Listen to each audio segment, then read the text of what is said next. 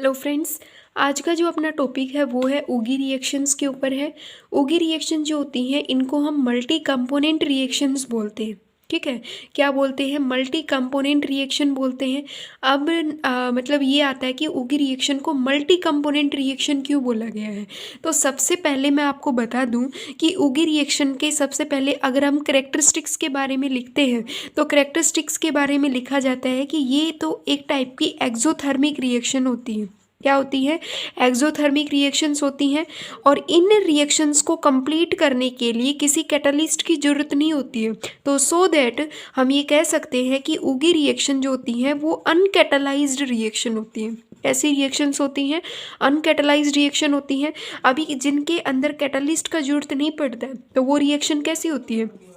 एक तो उनको हम ये भी बोल सकते हैं जिनमें कैटलिस्ट की ज़रूरत नहीं पड़ती है, तो उनको हम बोलेंगे कि ये एक टाइप की कपलिंग रिएक्शन भी है। ठीक है, क्या है? कपलिंग रिएक्शन भी है। कपलिंग का मतलब होता है कि कोई दो रिएक्टेंट मॉलिक्यूल है वो एक दूसरे के साथ कपल कर ले, मतलब बॉन्ड फॉर्मेशन कर ले, उसको भी हम कपलिंग रिएक्शन बोलते हैं। जैसे कि हमने हैक हियामा कपलिंग रिएक्शंस के अंदर पढ़ा था, वो सभी के सभी कपलिंग रिएक्शंस थे। तो ठीक है, हम ये कह सकते हैं कि उगी रिएक्शन जो होती है वो मल्टी कंपोनेंट रिएक्शन होती है और वो करेक्टरिस्टिक में आता है कि ये एक एक्सोथर्मिक होती है, अनकैटलिस्ट होती है। कैटलिस्ट की इनके अंदर जरूरत नहीं होती है, क्योंकि ये एक टाइप की कपलिंग रिएक्शन है।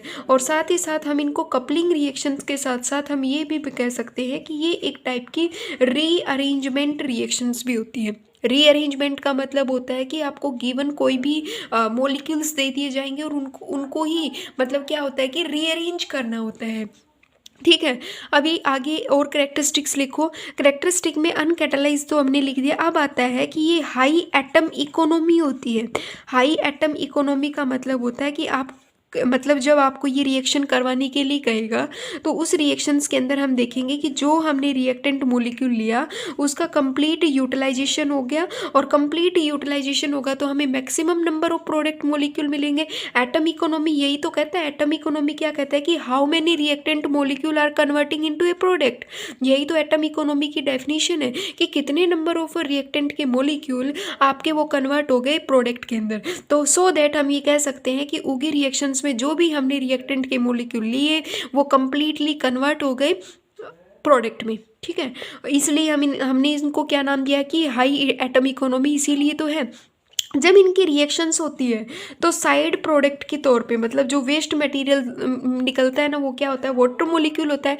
और वाटर मॉलिक्यूल को तो आपको प्योरीफाई करके उसको तो दोबारा यूज़ कर सकते हो। तो हम ये कह सकते हैं कि उगी जो रिएक्शंस होती है वो एक तो सिंपल रिएक्शन होती है, वन पॉट रिएक्शन होती है, और ये हमें एक तो 100% ईल्ड देती है प्रोडक्ट की। वन पॉट रिएक्शन है और 100% हमें ईल्ड भी देती है। और साथ ही साथ ये क्या होती है?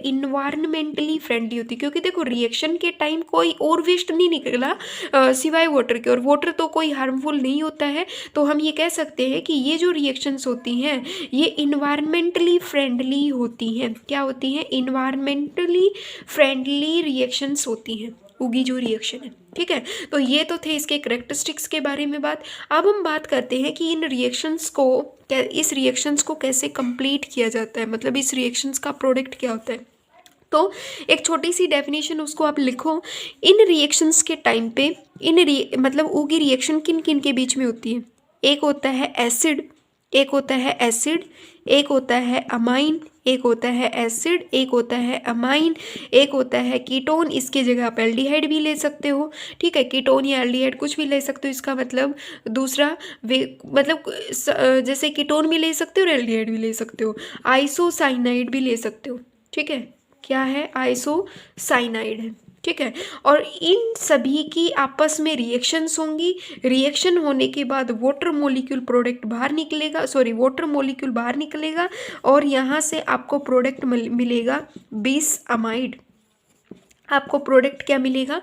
20 अमाइड आपको प्रोडक्ट मिलेगा। यही उगी रिएक्शंस की कंप्लीट डेफिनेशन है। एक तो मल्टी कंपोनेंट रिएक्शंस होती है, रिएक्शन अकर इन बिटवीन, और मल्टी कंपोनेंट रिएक्शंस के साथ ये 4C कंपोनेंट की रिएक्शन है जिसमें हम एसिड, अमाइन, कीटोन, आइसोसाइनाइड का यूज़ करते हैं। इन सभी की कपलिंग करवाएंगे, वाटर मॉलिक्यूल बाहर निकलेगा और प्रोडक्ट एज ए 20 अमाइड आपको प्रोडक्ट मिलेगा। ठीक है, अब हम इसके मैकेनिज्म को करके देखते हैं कि किस वे से इसका मैकेनिज्म होता है। तो देखो, सबसे पहले पहला स्टेप आता है, सबसे फर्स्ट जो स्टेप है वो ये होता है कि हम रिएक्शंस करवाएंगे किसकी, हम रिएक्शंस करवाएंगे एल्डिहाइड की किसके साथ, विद अमाइन के साथ। ठीक है, मतलब किसके साथ, विद प्राइमरी अमाइन के साथ करवा देंगे। मतलब अमाइन होना चाहिए, वो आपका सेकेंडरी भी हो सकता है, टर्सरी कुछ वो मायने नहीं करता, मतलब अमाइन आपका होना चाहिए। ठीक है, रिएक्शंस होगी एल्डिहाइड की अमाइन के साथ, तो आपको क्या मिलेगा, इमाइन प्रोडक्ट आपको मिलेगा। इन दोनों की जब आप रिएक्शन करोगे तो आपको इमाइन मिलेगा।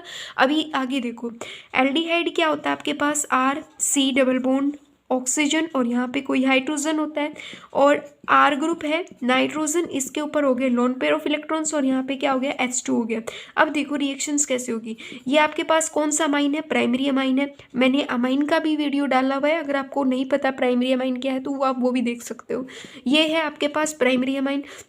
नाइट्रोजन्स अपने लोन पेयर ऑफ इलेक्ट्रॉन्स इस कार्बन की को डोनेट करेगा, और कार्बन को डोनेट करेगा तो कार्बन के कितने बॉन्ड हो गए, अब 1 2 3 4 5 हो गए, तो क्या होगा कि ऑक्सीजन, ये बॉन्ड यहाँ पे माइग्रेट कर जाएगा, ऑक्सीजन पे आ जाएगा नेगेटिव चार्ज। तो कार्बन यहाँ पे आर ग्रुप, ऑक्सीजन पे हो गया नेगेटिव, यहाँ पे हो गया हाइड्रोजन, ये क्या हो गया नाइट्रोजन, इधर हाइड्रोजन्स, और ये क्या हो गया आर ग्रुप।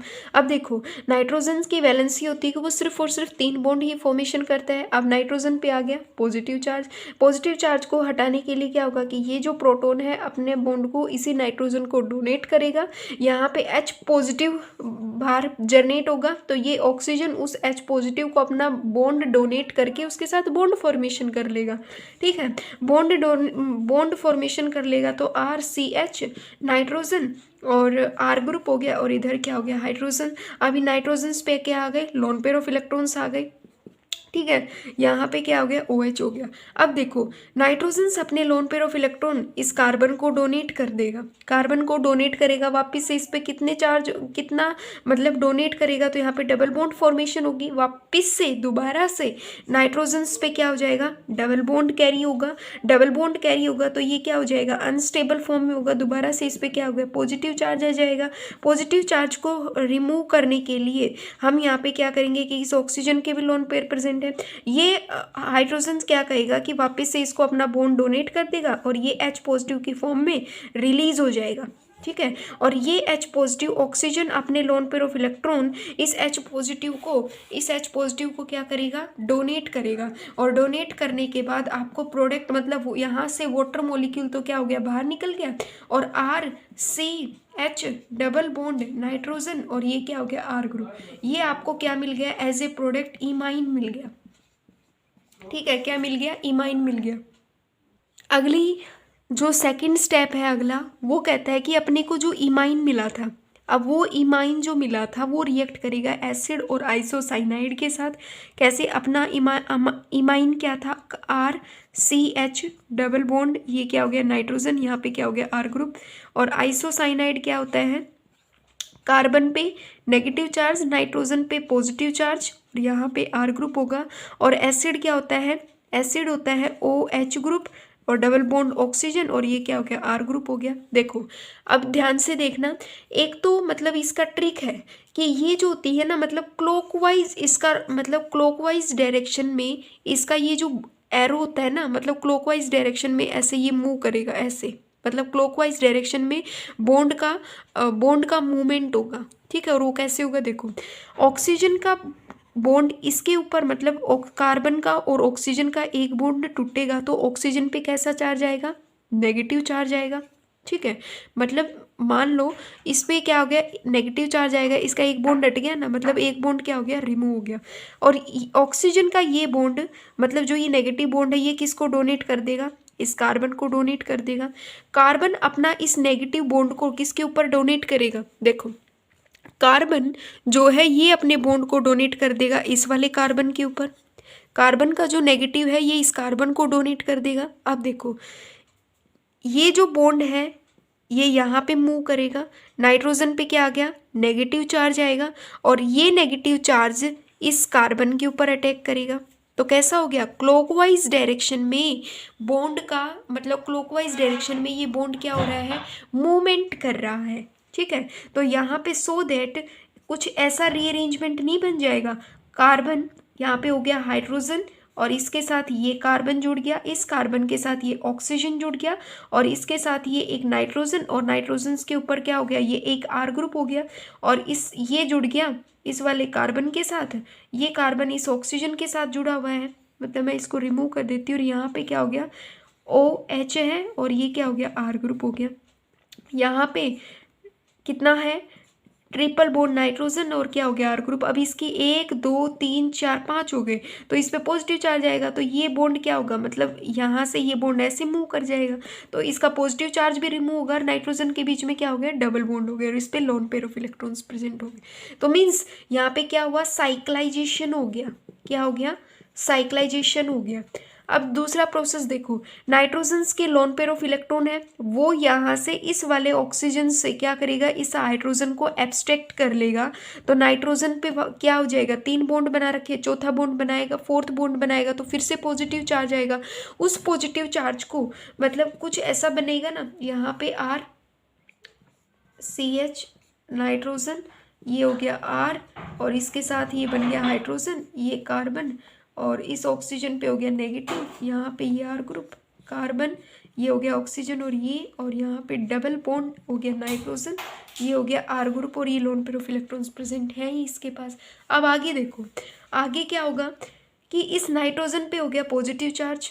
अब इस पॉजिटिव चार्ज को रिमूव करने के लिए अब क्या होगा कि ये वापस से अपने बॉन्ड को तोड़ेगा, मतलब सॉरी ये इसको अपना बॉन्ड डोनेट कर देगा और ये जो हाइड्रोजन है ये इस ऑक्सीजन के साथ बॉन्ड फॉर्मेशन कर लेगा और अल्कोहल बना लेगा, RCH नाइट्रोजन, यहाँ पे हो गया आर ग्रुप, यहाँ पे क्या हो गया कार्बन, ये क्या हो गया OH बन गया, यहाँ पे क्या हो गया आर ग्रुप है और ये ऑक्सीजन, ये हो गया कार्बन और यहाँ पे डबल बॉन्ड नाइट्रोजन, ये हो गया आर ग्रुप और इसके ऊपर क्या है, लोन पेयर ऑफ इलेक्ट्रॉन। अब यहाँ पे देखना आगे, जहाँ जहाँ आपका ऑक्सीजन है, जहाँ जहाँ आपका ऑक्सीजन सिंगल बॉन्ड है, अब उस सिंगल बॉन्ड वाले ऑक्सीजन को now converting into A double bond के अंदर अब हम कन्वर्ट करेंगे। ये ऑक्सीजन अपना बॉन्ड इस हाइड्रोजन से तोड़ के यहाँ पे इस कार्बन के साथ डबल बॉन्ड कैरी करेगा और ये वाला ऑक्सीजन इस वाले कार्बन से अपनी बॉन्ड को तोड़ लेगा और ये बॉन्ड इसके साथ बना लेगा। ठीक है, मतलब ये जो बॉन्ड था ना, ये वाला बॉन्ड ये यहाँ पे शिफ्ट हो गया, तो यहाँ पे शिफ्ट हो गया तो इस कार्बन का डबल बॉन्ड बन गया। ठीक है, इसके वापस से 1 2 3 4 5 बॉन्ड हो गए, ये बॉन्ड यहाँ पे माइग्रेट करेगा, इस पर नेगेटिव चार्ज आएगा। ठीक है, negative lone pair of electrons को हटा दो, मतलब यहाँ पे लोन पेयर ऑफ इलेक्ट्रॉन, अब इस पर क्या होगा, नेगेटिव चार्ज आएगा और सिंगल बॉन्ड कैरी करेगा और ये यहाँ पे H पॉजिटिव की फॉर्म में रिलीज हो गया। तो ये जो नाइट्रोजन का नेगेटिव पार्ट है ये इस हाइड्रोजन को अपनी तरफ खींचेगा तो स्ट्रक्चर कुछ ऐसी नहीं बनेगी, आर ग्रुप हो गया, RH हो गया नाइट्रोजन, ये हो गया आर ग्रुप, ये क्या हो गया कार्बन और डबल बॉन्ड क्या हो गया ऑक्सीजन और ये हो गया आर ग्रुप और यहाँ पे कार्बन डबल बॉन्ड ऑक्सीजन, ये हो गया नाइट्रोजन और नाइट्रोजन के साथ हाइड्रोजन और एक एल्काइल ग्रुप। तो ये हमारा प्रोडक्ट बन गया बिस अमाइड। ठीक है, ये प्रोडक्ट क्या बन गया, बिस अमाइड प्रोडक्ट की फॉर्मेशन हो गई। अभी इसका मतलब और भी जैसे कि अगर आपको मैं एक प्रोसेस बताऊं कि ये एक ही डायरेक्शन में मतलब ये इनके जो बॉन्ड होते हैं ना वो यूनिडायरेक्शनल मूवमेंट करते हैं, यूनिडायरेक्शनल मूवमेंट शो करते हैं। यूनिडायरेक्शनल मूवमेंट की बात करूँ तो जैसे ये कि सभी क्या हो गए, एक टाइप से क्लॉकवाइज डायरेक्शन में इन्होंने मूवमेंट किया है। और अगर मैं कोई ट्रिक की बात करूँ इसमें तो ट्रिक यही होता है कि सबसे पहले हम अमाइन बनाएंगे। अमाइन कैसे बनेगा, अमाइन बनेगा जब हम एल्डिहाइड को रिएक्ट करवाएंगे किसके साथ, सबसे पहला स्टेप तो यही कहता है कि हम अमाइन की फॉर्मेशन करेंगे। किसकी फॉर्मेशन करेंगे, अमाइन बनाएंगे। उस अमाइन की रिएक्शन हम क्या करेंगे, यहाँ पे मतलब फर्स्ट अमाइन होगा, दूसरे नंबर पे हम आइसोसाइनाइड रखेंगे यहाँ पे और तीसरे नंबर पे हमारा एसिड होगा। ठीक है, मीन्स ये इस पे अटैक करेगा, ये इस पे अटैक करेगा और ये क्या करेगा, इस पे अटैक करेगा। तो ये हमारी उगी रिएक्शंस की क्या था, एक छोटा सा ट्रिक था। तो ये हमारी थी उगी रिएक्शन। आई होप आपको ये समझ में आई होगी। तो प्लीज़ इसे लाइक कीजिएगा, शेयर कीजिएगा। Thank you very much.